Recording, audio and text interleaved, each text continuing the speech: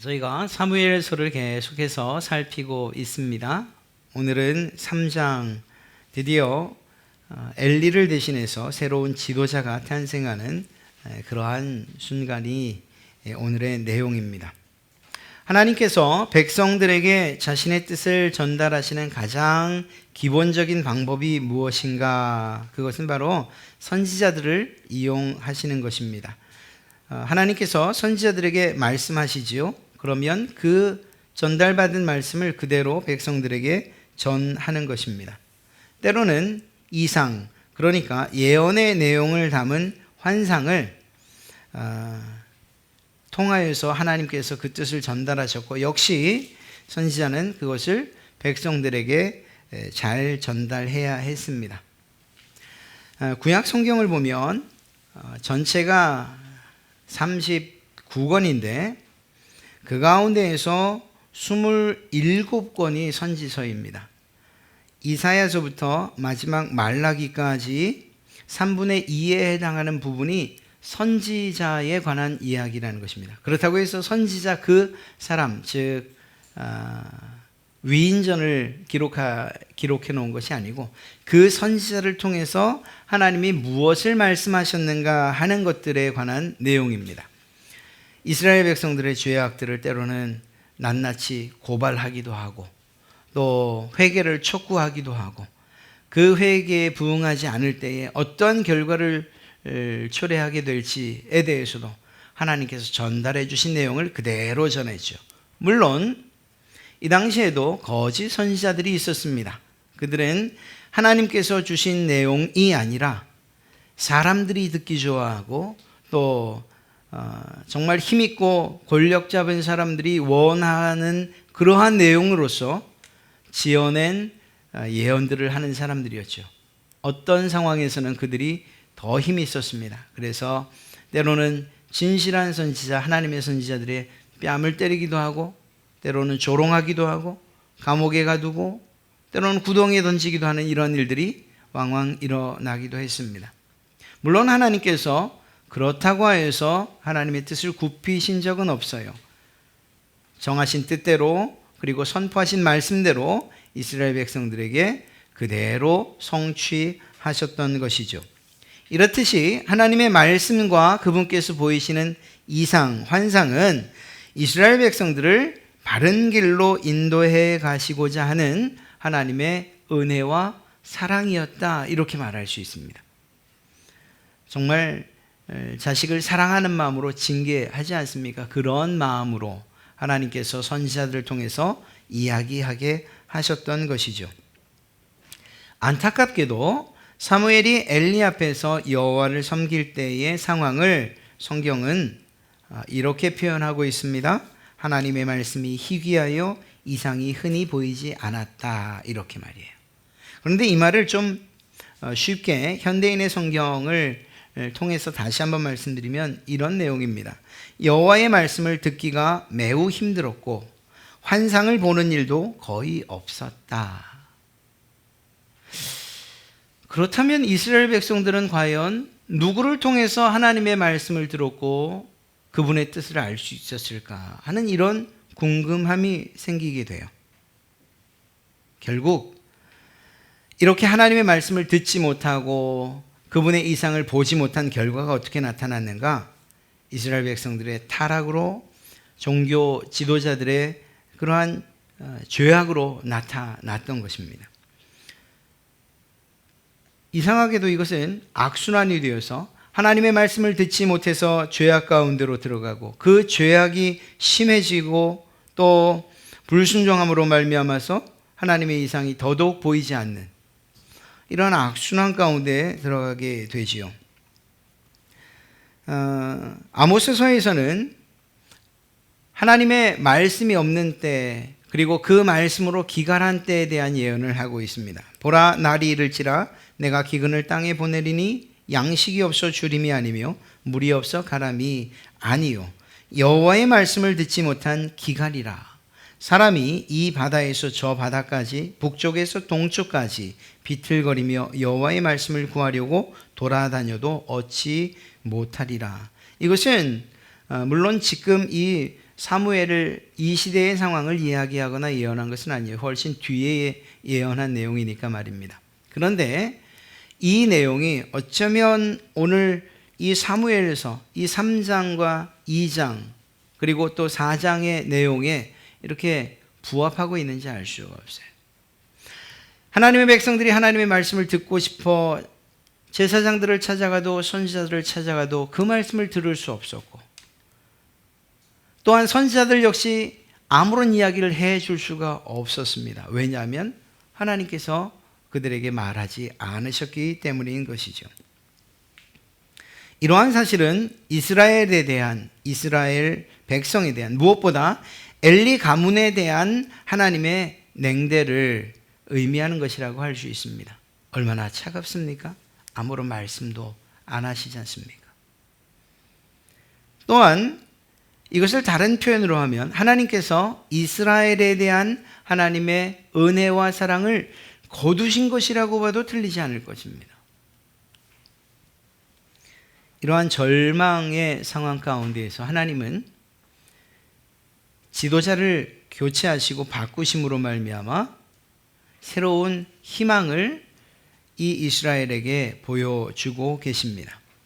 3절 말씀을 보면 저자가 의도적으로 기록한 것 같은 희망에 대한 내용 그리고 그 단어를 보게 됩니다. 그것이 무엇인가? 하나님의 등불은 아직 꺼지지 아니하였으며. 물론 이 상황을 그대로 설명하면 제사장의 역할이 무엇이었는가? 이 7개의 가지가 달린 큰 촛대로 되어 있는 성소의 등불을 끄지 않는 것입니다. 그것이 꺼지지 않도록 감람유를 계속 공급하는 거예요. 그래서 단 한 번도 아침부터 저녁까지 그리고 또 저녁부터 아침까지 꺼지지 않도록 하는 이것이 제사장의 업무였어요. 한편으론 그래도 제사장들이 자기의 업무 정도는 가장 기본적인 업무는 하고 있다라는 이러한 내용으로 볼 수도 있지만, 이러한 어두운 시대에 그리고 한치 앞을 볼 수 없는 절망의 시대에 저자는 하나님께서 여전히 이스라엘에게 희망의 불씨가 되어준다는 사실을 이야기하고 싶었던 것이라 말할 수 있는 것입니다. 이스라엘 백성이 모두 잠든 그때에도 하나님의 등불은 여전히 타오르고 있으며 이스라엘에게 희망을 주시고자 한다는 것이죠. 백성과 지도자들의 죄악으로 인해서 밤과 같은 그러한 때에도 여전히 하나님은 그들을 사랑하고 은혜 베풀고 계신다는 이러한 내용을 이 단 한 구절 한 단어에서 볼 수 있는 것입니다. 사무엘은 하나님 앞에서 섬겼다라는 말로서, 여호와를 섬겼다, 여호와 앞에서 섬겼다는 말로서 그가 양육받고 또한 훈련받고 있는 내용을 우리에게 전달해 주고 있습니다. 어려서부터 그렇게 잘 자라온 것이죠. 그런데 아이러니하게도 엘리의 상태를 보면, 아니 과연 이 엘리 제사장이 사무엘을 훈련시키고 양육시킬 수 있었겠는가, 이런 의문이 들 정도예요.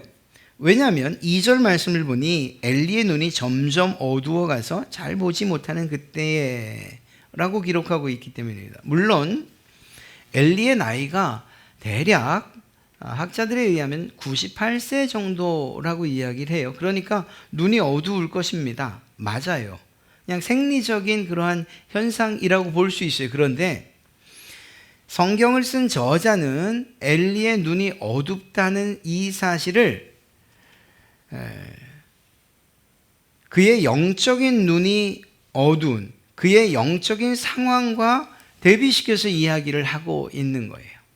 어떻게 그렇게 이야기할 수 있는가? 엘리 제사장이 했던 내용들을 보면 알 수 있기 때문입니다.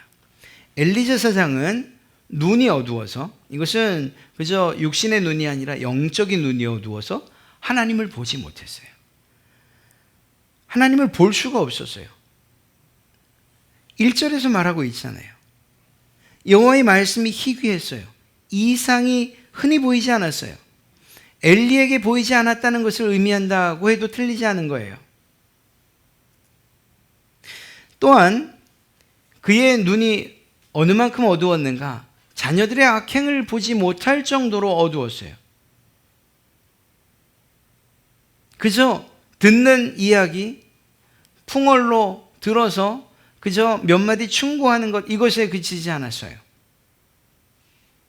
그가 정말 자녀들의 악행과 그 악행의 결과를 볼 수 있는 영적인 눈이 있었다면 어떤 일을 정말 수단과 방법을 가리지 말고 그 자녀들의 악행을 막았어야지요. 그런데 볼 수 있는 눈이 없었던 거예요. 그들의 죄악으로 인해서 그 자녀들이 당하게 될, 하나님께 당하게 될 그러한 진노의 모습을 볼 수 없었던 거예요. 이러한 눈 어두움으로 말미암아서 가문이 어떻게 될지, 더 나아가서 이스라엘 국가가 처한 위기조차도 이 제사장은 결코 보지 못했던 것입니다. 그러니까 2절에서 엘리의 눈이 점점 어두워가서 보지 못하는 그때라고 하는 것은 그저 나이 때문에 눈이 어두워서 앞을 보지 못하는 것을 의미하는 것뿐만 아니라 더 나아가서 지금 이스라엘이라고 하는 이 나라가 처한 영적인 어두움을 이 단어에다가 담아 놓고 있는 것이라고 해도 틀리지 않을 것입니다. 그런 상황 가운데서 앞서 말씀드렸던 것처럼 이렇게 캄캄하고 절망적이고 어두운 이 상황 가운데에서도 여전히 하나님의 등불은 빛나고 있더라는 거죠. 그리고 그 빛나는 등불이 누구를 통해서 환한 횃불이 되어지느냐? 바로 사무엘을 통해서 이 일이 이루어질 것이라고 말씀하시고 그 일을 이루는 내용을 3장 안에 담고 있는 것입니다. 이렇게 눈이 어두워서 하나님의 음성도 듣지 못하고 이상도 보지 못하는 이 엘리야와는 다르게 사무엘에 대해서는 2장과 3장 짧은 2장 안에 여호와를 섬겼다, 여호와 앞에서 섬겼다 하는 이러한 내용이 3번이나 등장을 합니다. 2장에 2번, 3장 1절에 1번.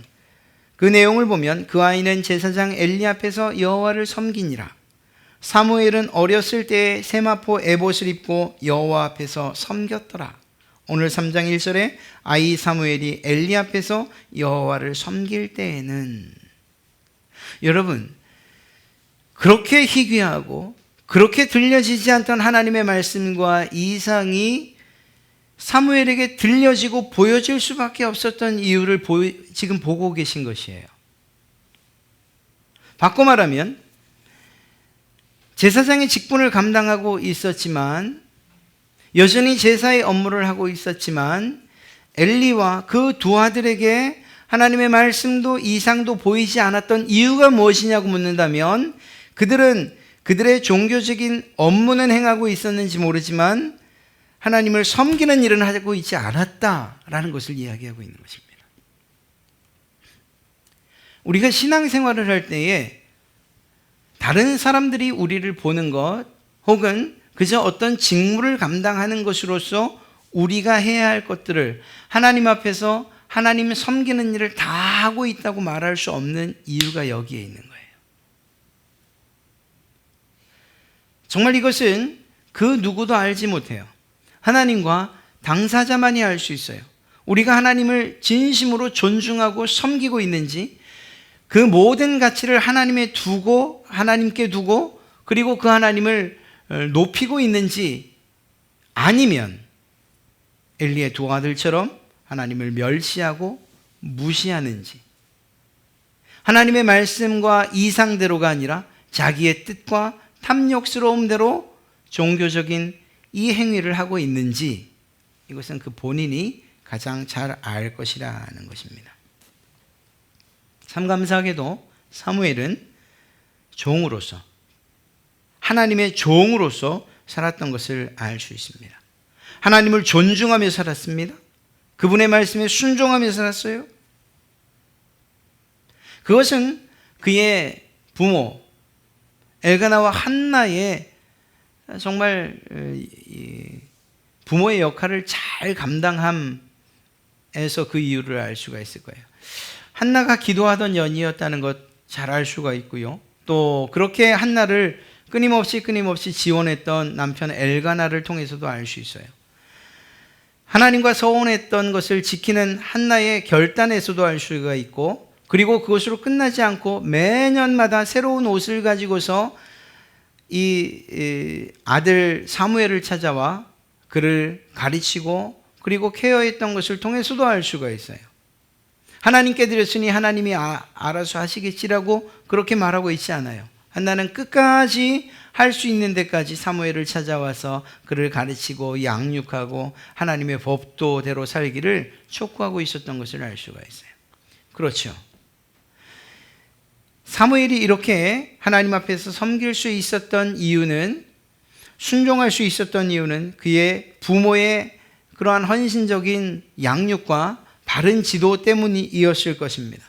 비록 앞을 보지 못하는 엘리의 지도하에 있었다 할지라도 이러한 기도하는 자들과 또 기도하는 사무엘을 통해서 그 자신의 신앙은 하나님 앞에서 온전히 세워져 갈 수 있었다는 것입니다. 눈이 어두운 엘리의 감독하에 하나님을 섬겼지만 엘리가 아닌 하나님을 바라보면서 그분을 섬겼던 결과 하나님께서 드디어 사무엘에게 말씀하시는 때가 온 것이에요. 우리는 여기서 한 가지 아주 중요한 이 깨달음 한 가지, 생각 하나를 하고 그 다음으로 넘어가야 돼요. 무슨 말인가 하면 사무엘이 엘리를 핑계대지 않았다는 거예요. 자기가 처한 상황이나 혹은 환경들에 대해서 그것을 하나님을 섬기지 못하는 것에 대한, 하나님을 존중하지 못하는 것에 대한, 하나님을 최고의 가치로 여기지 못하는 것에 대한 핑계나 이유로 되지 않았다는 거예요. 이건 우리 지금 이 시대에 예수님을 믿는 그리고 하나님의 백성된 우리들에게 정말 오늘 말씀을 통해서 주시는, 주님께서 주시는 말씀이라고 받아도 틀리지 않을 것입니다. 우리는 흔히 우리의 신앙생활에 많은 이유들을 대요. 특히 하지 못하는, 예배하지 못하는, 신앙하지 못하는, 하나님을 신뢰하지 못하는, 내가 전적으로 헌신하지 못하는 이유들을 내 주변에서 너무나도 많이 찾으려고 해요. 이래서 안 되고 저래서 안 되고. 그러나 우리의 신앙에 대한, 그리고 또 그 신앙이 정말 하나님께서 기뻐하시는 수준에 성장하지 못하는 그 이유를, 그 핑계를 하나님 앞에서는 댈 수 없을 것이라는 거예요. 엘리가 그토록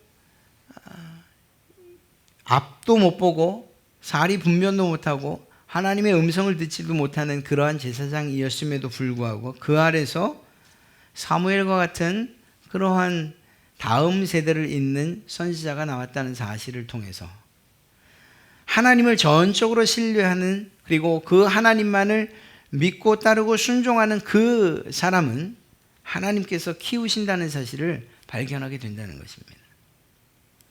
좌우를 돌아보면서, 그리고 내 상황과 내 처지를 돌아보면서 내가 정말 큰 신앙을 갖지 못하는 것, 헌신하지 못하는, 예배하지 못하는 이유는 다 이것들 때문이야라고 말할 것이 아니고, 그런 상황 가운데서도 하나님을 전적으로 바라보신다면, 그렇다면 이러한 상황을 뛰어넘는 하나님의 능력과 기적이 여러분들의 삶 가운데 차고 넘치실 줄로 믿습니다.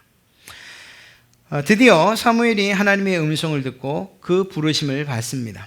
안타깝게도 하나님의 음성에 대한 경험, 하나님에 대한 지식의 부족함으로 말미암아서 사무엘은 하나님이 아닌 엘리에게로 달려가죠. 그것도 3번씩이나. 이 부분에 있어서 경험이 많았던 엘리는 하나님의 부르심을 받고 듣고 3차례나 자기에게 찾아왔던 그 사무엘에게 이야기합니다. 그것은 하나님이 부르시는 것이니 다음엔 이렇게 대답을 해라 할 말을 가르쳐 주죠.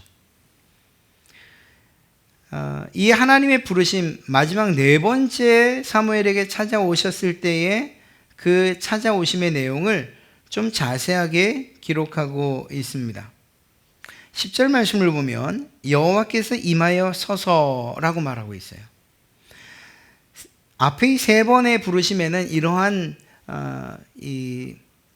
어떤 상황들을 설명하고 있지 않은데 이 네 번째 부르심에 대해서는 이렇게 기록하고 있죠. 여호와께서 임하여 서서. 세번역 성경을 보면 이 부분을 찾아와 곁에 서서라고 그렇게 해석을 하고 있어요. 하나님께서 더 친근감 있게, 그리고 하나님께서 사무엘과 대화하기 위해서 찾아오셨다는 사실을 이야기하고 있는 것이죠. 하나님께서 그저 말씀하셔도 제가 듣겠습니다, 주의 종이 여기 있습니다 라고 말해야 할 사무엘, 그에게 하나님께서 직접 찾아오셨다는 거예요. 이 사건은 하나님의 눈밖에 난 엘리에게는 슬픔과 수치를 의미하는 사건이지만, 반대로 하나님 앞에 섬겼던 그 사무엘에게는 그가 새로운 권위자로, 지도자로 세워지는 사건을 의미하는 것입니다. 그리고 그렇게 사무엘은 하나님의 음성을 듣게 됩니다. 그가 들었던 내용은 엘리 집안의 몰락에 관한 것이었어요.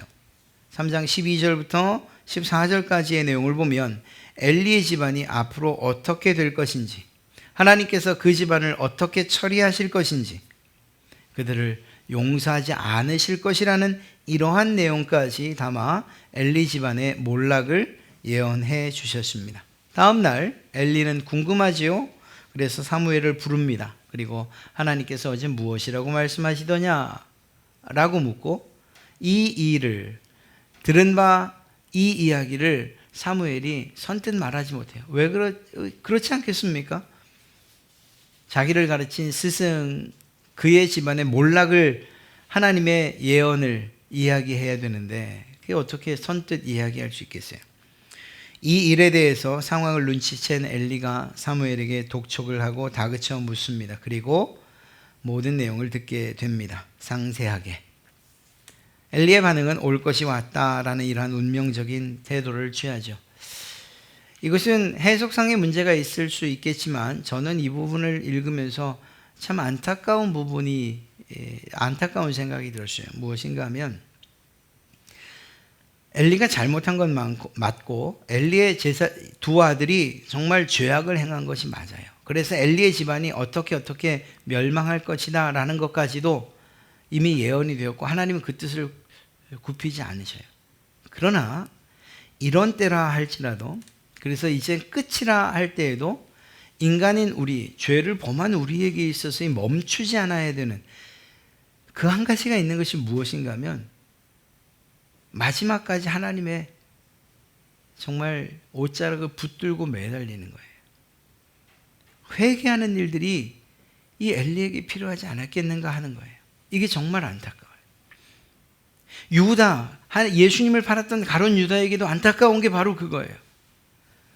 하나님께서 뜻하신 바에 의해서 예수님을 파는 그러한 유다가 됐어요. 그러나 그 일 때문에 죽을 만큼 용기가 있었더라면 오히려 주님께 나와서 내 죄를 용서해 주십시오라고 그렇게 회개할 수 있지 않았겠는가 하는 거예요. 주님께서는 70번에 7번까지라도 용서해야 한다고 제자들에게 말씀하셨지 않습니까? 그렇다고 하면 주님께서 하시는 그 용서도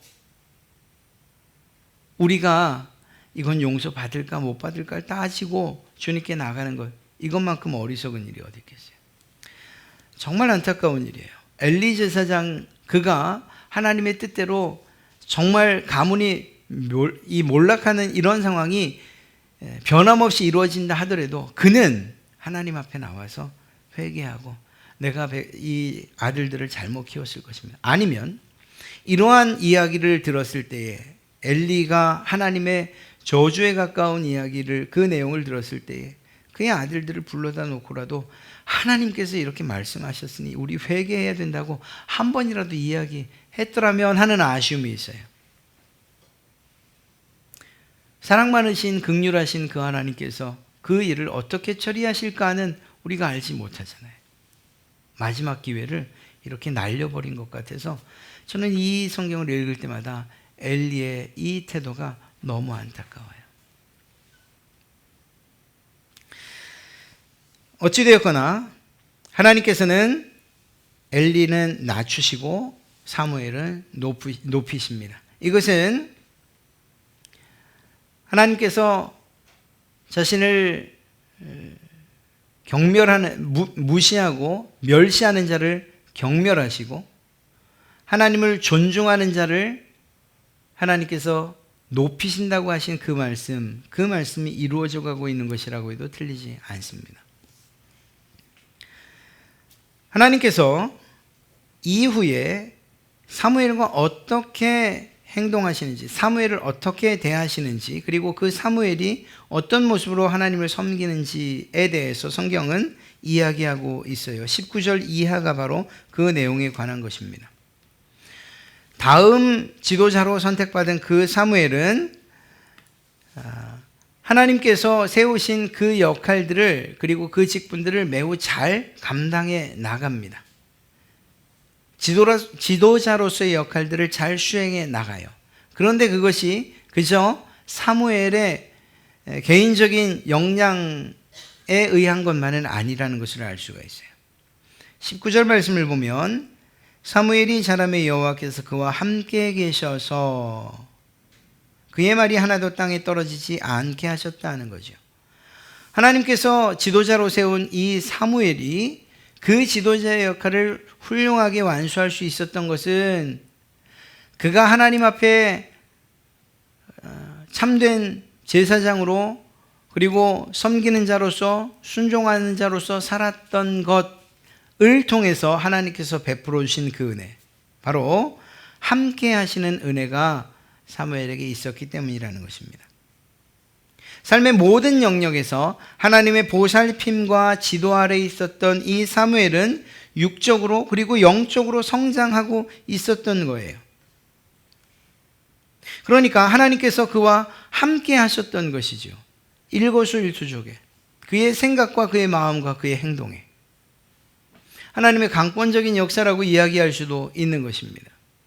그리고 그분이 역사하실 수 있도록 하나님께 전적으로 헌신했던, 순종했던 이러한 사무엘의 이 신앙의 모습도 우리는 간과할 수 없지요. 하나님께서 그와 함께 하셨을 때 일어난 일이 무엇입니까? 그의 말이, 그가 하는 모든 예언이 땅에 떨어지지 않았다라는 거예요. 그의 말에는 힘이 있었고 권위가 있었습니다. 이유가 뭐냐고요? 하나님이 함께 해주셨기 때문에. 오랜 경험을 가지고 있었던 엘리 제사장, 사무엘보다 높은 지위에 있었던 엘리 제사장, 나이도 많았던 엘리 제사장, 그건 중요한 것이 아니었어요. 하나님이 함께 하시느냐 그렇지 않느냐에 따라서 그의 말에 권위가 있고 없고 한 것이에요. 그리고 사무엘의 말에는 권위가 그리고 힘이 있었습니다. 자녀들조차 업신여기고 무시했던 엘리 제사장의 말과 극명한 대비가 되지요. 바꿔 말하면 하나님이 함께 하시느냐 함께 하지 않느냐의 차이라고도 말할 수 있는 것입니다. 이러한 성경의 원리는 사무엘뿐만 아니라 하나님의 백성들, 그리스도인인 우리 모두에게도 적용되어지는 그러한 진리라고 이야기할 수 있습니다. 하나님의 거룩함과 하나님의 말씀의 진실함은 참된 그리스도인들의 삶에 그대로 반영되어야 합니다. 그러기 마련입니다. 바꿔 말하면 우리가 하나님과 함께 있습니다, 또 하나님께서 저와 함께 계십니다 라고 말하는 그 사람들의 삶에는 하나님의 거룩하심이 나타나야 하고 하나님의 진실함이 나타나야 되는 거예요. 무엇을 통해서요? 말과 행실을 통해서 말이에요.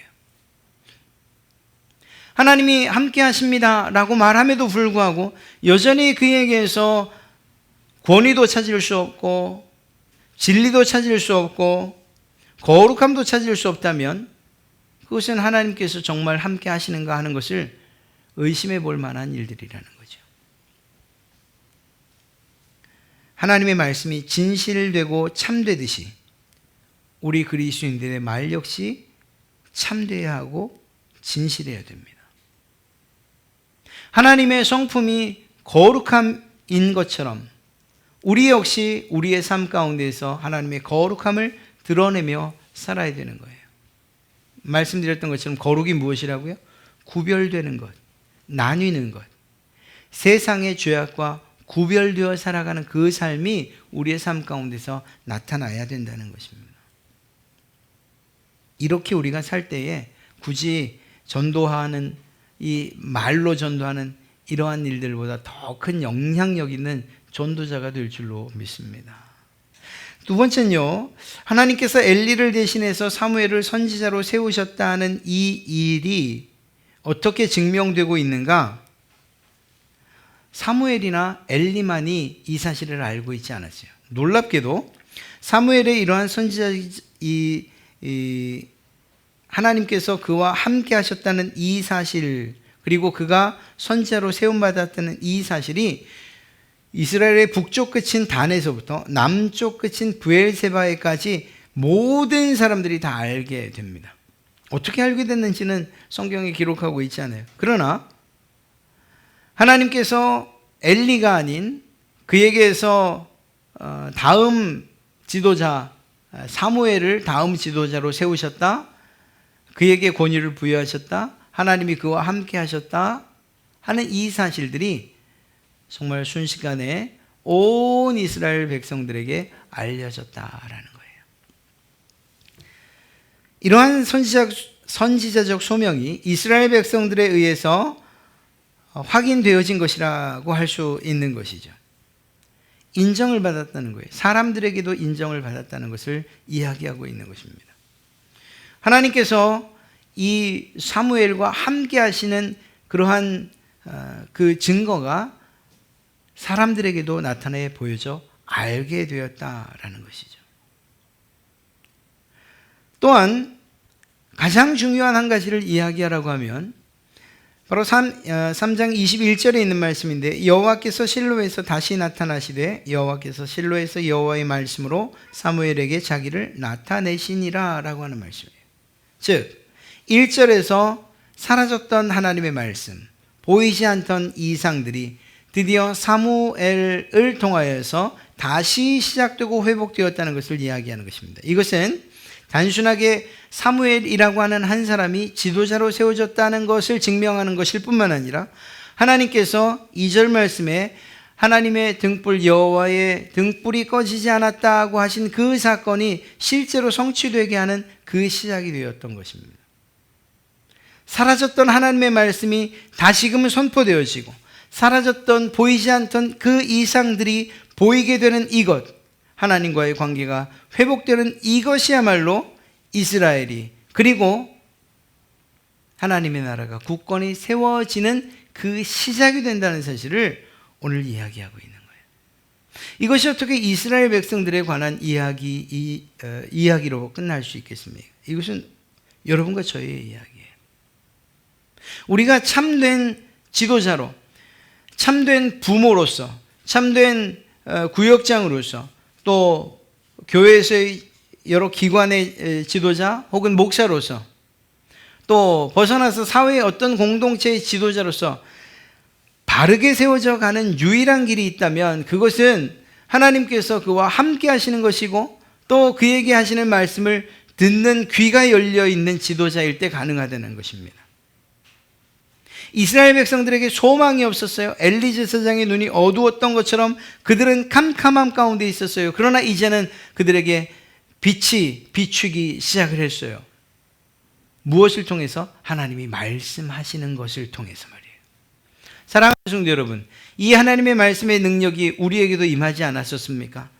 정말 혼란스럽고 캄캄하고 어둡고 소망 없고 절망적이던 우리의 마음 가운데 하나님의 말씀이 비추어질 때에, 그때에 우리가 구원의 길로 들어서지 않았던가요?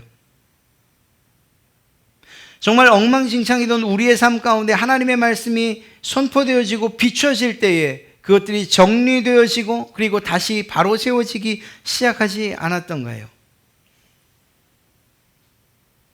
이러한 일들은 계속 되어져야 할 일들이고 우리가 하나님 앞에 늘 간구해야 될 일이에요.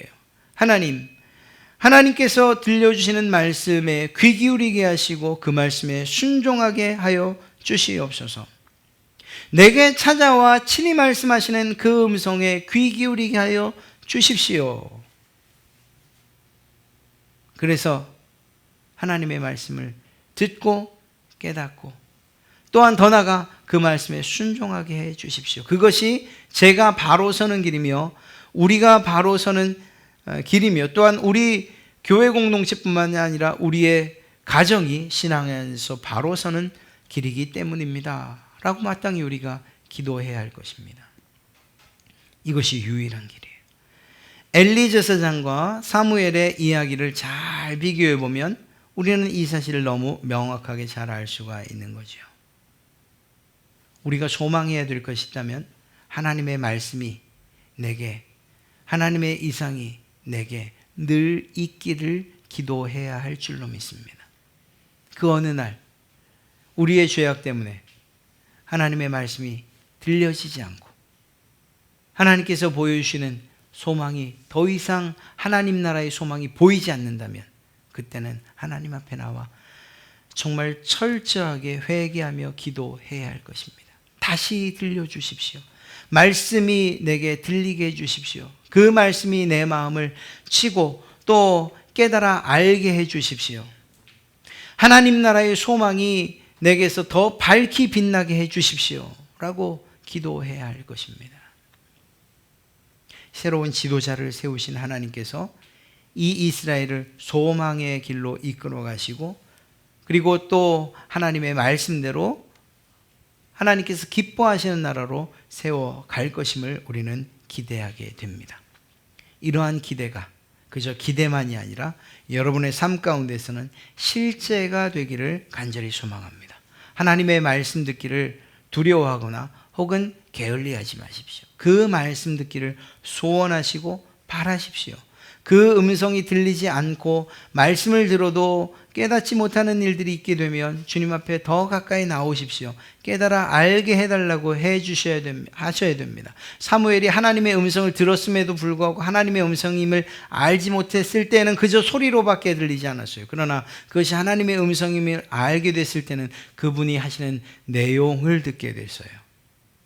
많은 설교들을 여러분들이 듣는다 하더라도 그 설교가 정말 우리의 마음 가운데, 여러분의 마음 가운데에 하나님의 말씀으로 상세히 들려주시는 말씀으로 깨달아 들려지길 원하신다면 우리는 이러한 기도를 멈추지 말아야 해요.